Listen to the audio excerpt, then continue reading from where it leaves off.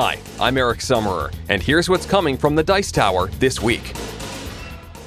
Hey folks, welcome to the news for May 20th, 2013. Lots of stuff going on in the Dice Tower Network news arena. One of the things is very shortly, we are going to be having Origins, the big convention that happens in Columbus, Ohio every year, run by Gamma. Origins, from all accounts and purposes, was smaller last year, but seems to be on a big rebound this year, and that's in less than a month away. Eric Summerer and I will both be there. I won't be there the whole time, but I'll be there a good chunk of the time. And if you guys are Dice Tower fans, a couple things you might be interested in. We will be having a Dice Tower dinner on Thursday night, right after the exhibition hall closes at 6 o'clock. Be there immediately afterwards, right outside. Look for me. I should be wearing some sort of hat and some brightly colored shirt, so you should be able to find me. So come on out and join us for dinner at Max and Irma's. Also, we'll be on Friday then. Eric and I are going to be doing video recordings, and so if you like watching this channel, you have that to look forward to, where publishers are going to come by and they're going to demo their games, games that are about to come out, or maybe games they just released. And so if it works out well, then next year we'll be doing that live streaming, but this year at least they'll be out as quickly as I can put them out. So I hope to see you at Origins.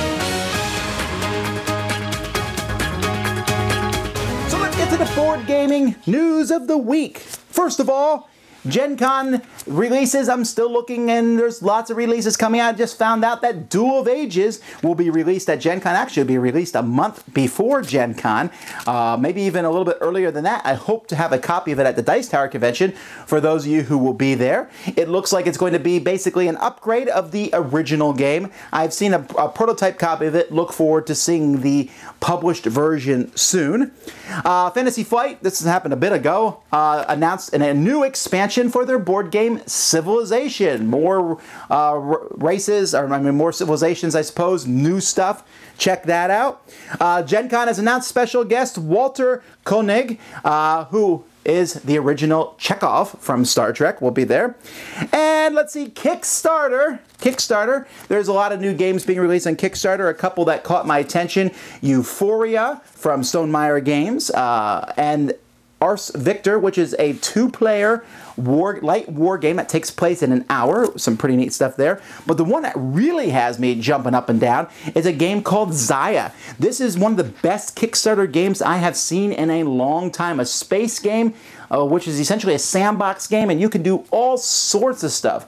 This is one that I am saying definitively go out and support it. Great Kickstarter. I mean, don't get me wrong, the other two I mentioned are also very good Kickstarters, and there's many other good Kickstarters, but this one is great.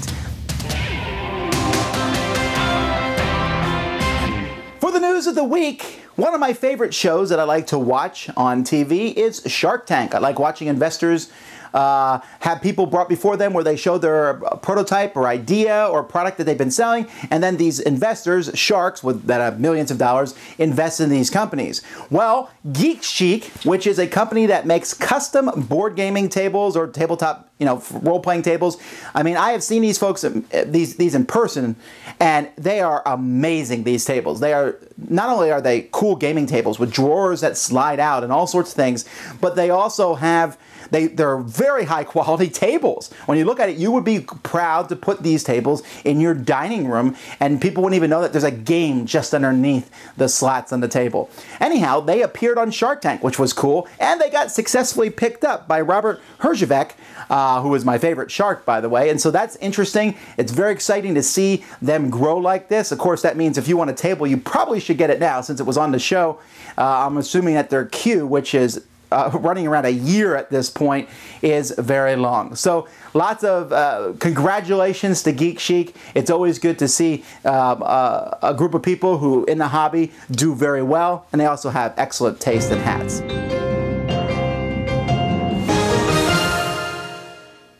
Brian is going to have several reviews out this week, as well as myself. I just don't know which ones. So all I can do is say, from the games that you're seeing now, some of these reviews. City of Iron you'll definitely see this week.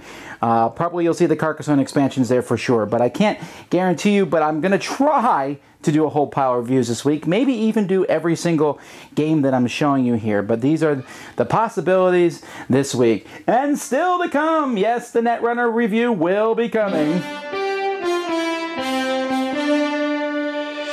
Lots of Dice Tower podcasts in the last week. Upcoming this week, The Long View has special guest Joel Eddy, where they talk about the yawningly inducing games of Stefan Feld. Okay, I added the word yawningly in there. I'm sure that they are enamored with it. A lot of people love his games. Lootology number 56 was released, in which they talk about licensing with games. How does licensing affect games? They have special guest Andrew Parks, who has done several licensed games in his time, also best known for Core Worlds, and they have a Core Worlds announcement in that video. Plaid Hat number 92 came out, where they have topic popcorn. Everyone comes in with some topics and they talk about them all. Secret Cabal number 42 talks about Kemet and Ameritrash Games, and they make some rude comments about the Dice Tower also, which are all incorrect. Cardboard Jungle tonight, well, if you're watching this on Monday, and if you're not, then I guess you have to wait. But if you're watching this Monday, 10 p.m. Eastern Standard Time, they have a live show where you can go in, check that out at cbjpodcast.com. D6 Generation had a podcast with Colby from Plaid Hat Games, and they talk also about Kemet. I guess Kemet is the buzz game right now, and it should be a fantastic game. And they also talk a lot with Colby about BioShock Infinite, the board game, which he had the amazing opportunity to get the license for that very hotly looked forward to game. And then the Geek All-Stars number 52 have a crossover with the State of Games and Chris Kirkman and other special guests on there, so you can check that out. Dice Tower will be coming out with a podcast this week where we talk about... you know what? I don't even remember what we're talking about, but I'm sure it's fantastic and it will be out tomorrow. Why can't I remember? Hey, for my musings on this week, I wanted to talk a little bit to you all about conventions. If you've never been to a board game convention or to a gaming convention in large, and I'm going to confine my remarks to those because there are conventions that have gaming on the side. There's comic book conventions and other sci-fi conventions, and there's different conventions that have board gaming on the side. But if you're going to a convention where board gaming is a big part, it's certainly something that if you've never done it, you should certainly give it a try. Now realize there are different types of conventions. There are your mega conventions. These are conventions where there are tons of exhibitors and there are big events going on. These conventions usually cost more. There's lots of ticketed events. There's things going on. Conventions which would fall into this category, the biggest of them all, in America at least, would be Gen Con, although Essen is the biggest one, and that's over in Europe. Those are the two big dogs of the block, but there's other ones like the New York Toy Fair and Origins, which is coming up, and PAX, while not specifically gaming, has a huge gaming section and almost could be considered a convention in its own right. And there's other ones that are across that I would consider to be big conventions, although the ones I mentioned are the biggest. Then there are conventions which are pretty big conventions, but they have a lot of specialties to them, maybe with open gaming and things, and they're also usually geographically located. The Dice Tower Convention would fall into this, so would the World Board Gaming Championship, which has tournaments, and it's based in Lancaster, Pennsylvania. And there are other of these larger conventions. When I say larger, I'm talking between 300 to 1,000 people, maybe 2,000 people that come to them. Then there's these small regional conventions, and sometimes these are 100 or 200 people. They get together. Sometimes they're invite only. Sometimes everybody can come. But each convention offers a different thing. And so when you're going to a convention, you have to say, why am I going to a convention? What am I looking for? Am I looking for exhibitor halls that are filled with tons and tons of games and I want to see new stuff? Well, then you're probably better off going to a big convention. You say, I don't care about any of that. I just want to play games. My gaming group, I don't either have one or I just want to play with different people. Then you're probably better off finding one of these regional conventions where you can just go play games till the cows come home. You say, I want to play in tournaments and be the best in the world. Well, that's World Board Gaming Championship. But either way, it certainly is something that you should consider doing. If you've never done one before and you say, well, what's the value? I can stay at home. Well, I'll tell you the value of going to these conventions. One, some of my best friends, especially in the gaming world, I have met through gaming conventions.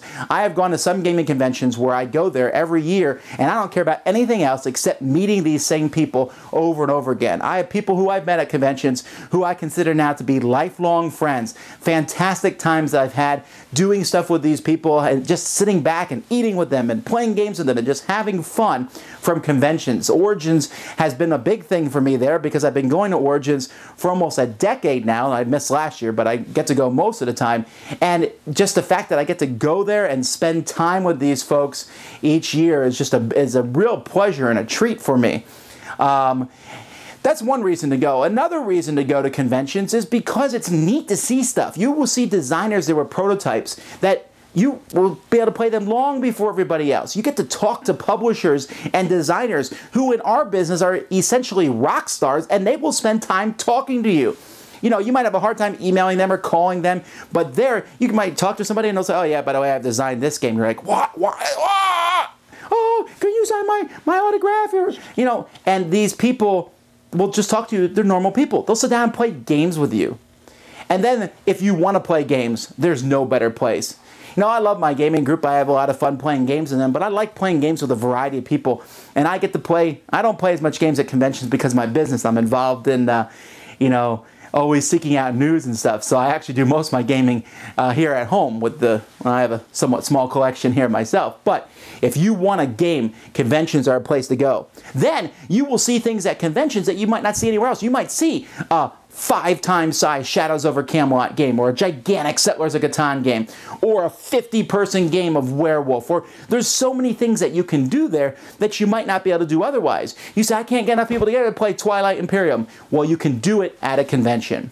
So, as you make your summer schedules, and it might be too late for some of the things, but as you go throughout the year, if you've never gone to a convention, sure, I'm a big fan of going to the beach and going to a resort for vacation, and those can be very relaxing and fun.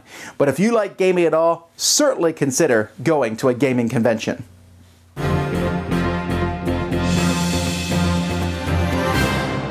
Well, that's it for this week, folks. I'm sorry my output was a little bit less last week, but I needed to take a vacation with my kids. We have lots of things coming out this week. We did do a top 10 last week. If you've missed that, top 10 essential expansions. There are more Dice Tower shows coming. I have something very new that's just in the idea stage, but coming soon. So hopefully you guys will enjoy that as time goes by. Until next time, I'm Tom Vasel. Oh, but before that, I must mention, you can get your gaming news at GameBugle.com, all the board gaming news, and Remy Gibson 3 times a week, Monday, Wednesday, Friday. Seriously, go subscribe to him now. He does a much better job at the news than I do, and he gets all of it, and he puts it out in small bursts so you can just keep up with that fantastic podcast. Anyway, oh, and then also, if you've noticed my news is talking about stuff that's coming up, and you say, what about stuff that's been released? Well, folks, every Friday, I put out a video now where we talk about things that have been released over the past week. I use Cool Stuff because they're our sponsor. And so each Friday, come in and check and see what has come out over the past week. Okay, now I can say it. Until next time, I'm Tom Vasel, and you've been watching The Dice Tower. To find out more about all of our podcasts, check out Dicetowernetwork.com. To see a listing of our videos, head to Dicetower.com. We'd like to thank our sponsor, Cool Stuff Incorporated, where you can buy games for great prices. Cool Stuff in stock. Shut the door.